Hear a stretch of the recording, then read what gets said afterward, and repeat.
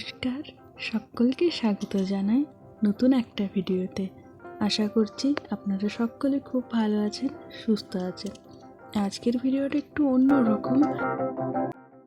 কয়েকদিন আগের একটা ভিডিওতে আমি এই আসনের ডিজাইনটা কিভাবে করেছিলাম এবং আসন কিভাবে করতে হয় পুরো ডিটেলসে শেয়ার করেছিলাম আপনাদের সাথে।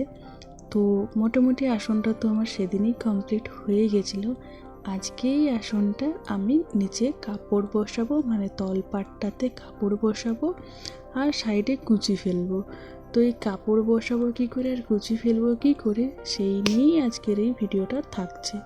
তো প্রথমেই আসনের পেছনের দিকে যে বাড়তি উলগুলো ছিল সেগুলো আমি কেটে বাদ দিয়ে দিলাম।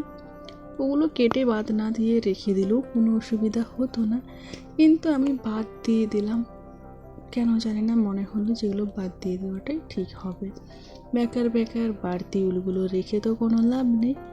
তারপর একটা কাপড়ের টুকরো নিয়ে নিয়েছি। কাপড়ের টুকরোটাকে খুব ভালো করে আমি পেতে নিলাম, আর তার উপরে এই যে আগে থেকেই তৈরি করা আসনটা আমি বসিয়ে দিলাম। আচ্ছা, এই আসনের ডিজাইনটা কিভাবে করতে হবে সেই ভিডিওটা যে আমি আপনাদের সাথে শেয়ার করেছি, আপনারা সকলে দেখেছেন তো? যদি না দেখে থাকেন তাহলে যান, গিয়ে আমার চ্যানেলে দেখে নিন।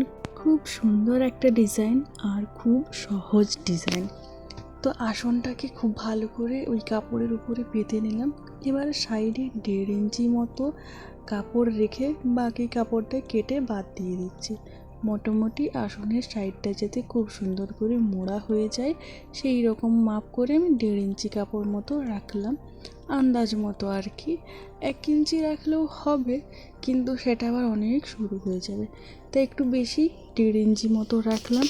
এবার আমি চার সাইডটা মুড়ে দেখে নেব যে ঠিকঠাক হচ্ছে কিনা। যদি কোনো জায়গায় ছোট বড় মানে সরু মোটা থাকে তাহলে সেটাকেও কেটে সমান করে নেব। এবার সরু মোটা থাকলেও কিন্তু কোনো রকম কোনো অসুবিধা হবে না, শুধু ওই যখন মুড়ে সেলাই করা হবে তখন একটুখানি দেখে সমানভাবে মুড়ে সেলাই করলেই হবে। তো এই যে আমি সেলাই করতে আরম্ভ করে দিয়েছি। এবার বলুন তো কিভাবে এই যে আসনের সাইডটা আমি সেলাই করছি। দেখুন, সাইডে যে কাপড়টা বেড়ে রয়েছে ওই কাপড়টাকে প্রথমে একবার মুড়ে ভাঁজ করে নিচ্ছি, তারপর চওড়া করে ভাঁজ করে বস্তাটার উপরে মানে আসনের উপরে যে ডিজাইনটা রয়েছে সেই ডিজাইনের একেবারে সাইডে কিন্তু সেলাইটা দিচ্ছি, যাতে করে যে বস্তাটা সেই বস্তাটা না দেখা যায়, পুরো ঢাকা হয়ে যায়, আর সাইড থেকে পুরো শুধু ডিজাইনটা কিন্তু দেখা যায়। আমি আবার পা দিয়ে চেপে ধরলাম যাতে সেলাই করতে খুব সহজ হয়।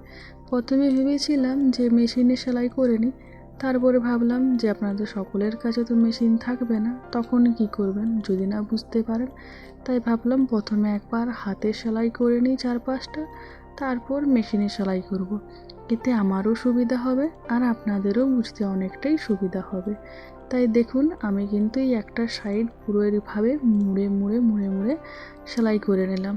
সেলাইটা ছোট ছোট দিলেও হয়, তবে আমি যেহেতু আবার মেশিনে সেলাই করব তাই বড় বড় করে সেলাই দিয়ে দিচ্ছি আর একবারই সেলাই দেব। মেশিনে সেলাই দেওয়ার পর যদি মনে হয় তাহলে এই সেলাইটা খুলে ফেলবো, কোনো অসুবিধা হবে না। তবে আপনারা যদি মেশিনে সেলাই না দেন তাহলে কিন্তু এই কাপড়ের সেলাইটা বেশ ছোট ছোট করে ডবল মানে দুবার করে সেলাইটা দেবেন, তাহলে কিন্তু খুব সুন্দর হবে এবং খুব শক্তপোক্ত হবে। এই যে এবার এই কোণাটা কিভাবে সেলাই করতে হবে সেটাও আপনাদের দেখিয়ে দিলাম। ওইভাবে ভাঁজ করেই কিন্তু সেলাই করবেন, না হলে কোণাটা আবার ঠিকঠাক করে বেরোবে না, আর কোণা যদি ঠিকঠাক করে না বের হয় তাহলে কিন্তু দেখতে খুব একটা ভালো লাগবে না। আচ্ছা, আপনারা যদি এই কাপড়টা বসিয়ে রেখে দিতে চান, পুরোটা যদি কুচি না ফেলেন, তাহলে কিন্তু সেলাইটা খুব সুন্দর করে ছোট্ট ছোট্ট দেবেন এবং তলের দিকে বেশি বড় বড় করবেন, উপরের দিকে সুতোটা যেন খুব একটা দেখা না যায় সেদিকে কিন্তু খেয়াল রাখতে হবে। ব্যাস, আমার পুরো আসনটাতে কাপড় বসানো হয়ে গেছে। দেখুন, খুব সুন্দরভাবে কিন্তু কাপড়টা বসিয়ে নিয়েছি, কোথাও কোনো রকম জড়ো ভাব নেই। আর চারি সাইডে দেখুন, নিচের দিকে কিন্তু সেলাইটা বড় বড় আছে, তবে উপরের দিকে কিন্তু এতটাও বড় বড় সেলাই দিইনি আমি। যদিও আমি যেহেতু কুচি বসাবো তার কারণে এই উপরের দিকের সেলাইটা কিন্তু ঢাকা পড়ে যাবে। তো এবার মেশিনে একবার সেলাই দিয়ে দিই। এই যে দেখুন, মেশিনে কিন্তু আমি সাইডে সাইডে ডাবল সেলাই দিয়ে দিয়েছি।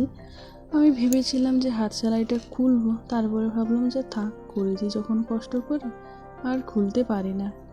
এবার এই যে দেখুন, এই ফিতেগুলো কিনতে পাওয়া যায়। আমি এটা কিনেছি হচ্ছে 6 ফুট। আমাদের এখানে 10 টাকায় 3 ফুট দেবে, তাই আমি 20 টাকায় 6 ফুট মতো কিনেছি। কতটা কি লাগবে দেখা যাক এখন। মনে আছে এই ফিতেগুলো দিয়ে ছোটোবেলায় চুল বাঁধতাম, মা বেঁধে দিত। তবে আমি বেশিরভাগটা সাদা ব্যবহার করতাম স্কুলের জন্য। আর যখন আরও ছোট ছিলাম তখন মা এই লাল ফিতে দিয়ে চুল বেঁধে দিত, দু সাইডে দুটো ঝুঁটি। সে যে কি পছন্দ হতো সে বলে বোঝানো যাবে না। এখনকার বাচ্চারা যদিও এইসবের মর্ম কিছুই বোঝে না, কারণ এখন এই ফিতে দিয়ে চুল বাঁধা তো প্রায় উঠেই গেছে। একটা বাচ্চাকেও দেখি না যে এরকম ফিতে দিয়ে চুল বাঁধছে বা তাদের মারা বেঁধে দিচ্ছে। আমাদের মায়েরা জোর জবরদস্তি মাথায় তেল দিয়ে এইভাবে দু সাইডে দুটো ঝুঁটি করে দিত, আর খুব সুন্দর করে লাল ফিতে দিয়ে চুলটা বেঁধে দিত। সে যে কী পছন্দের জিনিস ছিল সে আর কী বলবো।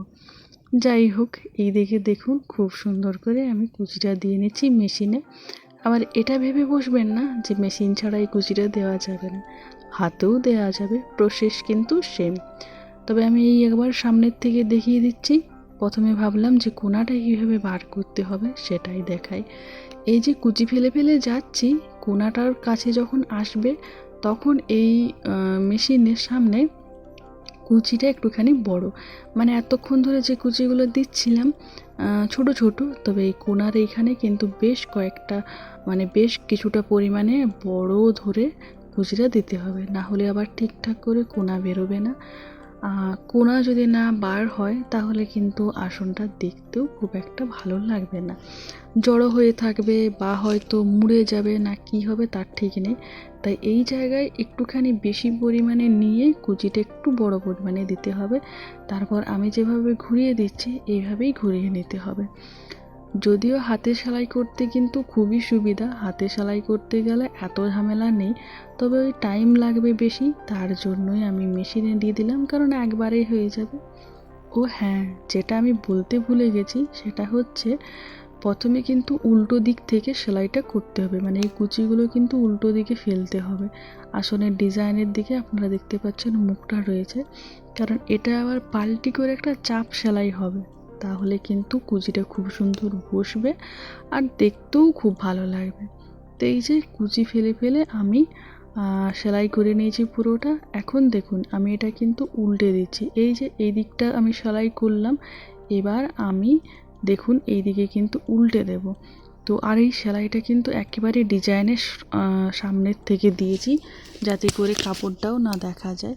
এই যে দেখুন আমি কিন্তু একেবারে সাইড থেকে দিয়েছি, এইদিকে কিন্তু না বস্তা দেখা যাচ্ছে না কাপড় দেখা যাচ্ছে। তো এতক্ষণ যেভাবে সেলাই করলাম উল্টো দিকে, এখন কিন্তু এটাকে ঘুরিয়ে সোজা করে নিচ্ছি আর উপর দিক দিয়ে একটা সুন্দর করে চাপ সেলাই দিয়ে দিচ্ছি। এবার কোনার কাজটা কিভাবে সেলাই করতে হবে সেটাও আমি দেখিয়ে দিচ্ছি।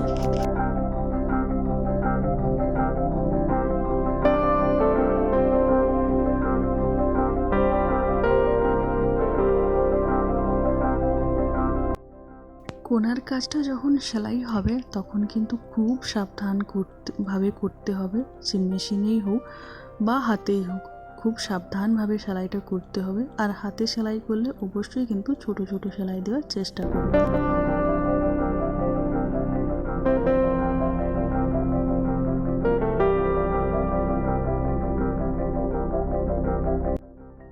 ব্যাস, দেখে নিলেন তো কি সুন্দর করে আসনে কাপড় বসানো যায় খুব সহজে, এবং এই যে ফিতা দিয়ে সাইডগুলোতে সুন্দর করে কুচি ফেলা যায়। আমার আসনটাও রেডি হয়ে গেছে, খুব বেশি টাইম লাগেনি আর খুব বেশি ঝামেলাও নেই। তবে এই সাইডে কুচি বসানোর কারণে আসনটা দেখতে কি দারুণ লাগছে দেখুন। আমি একেবারে সামনে থেকে আপনাদের সাথে ডিজাইন এবং আসনের সাইডে যে কুচি ফেলেছি সমস্তটা দেখিয়ে দিচ্ছি।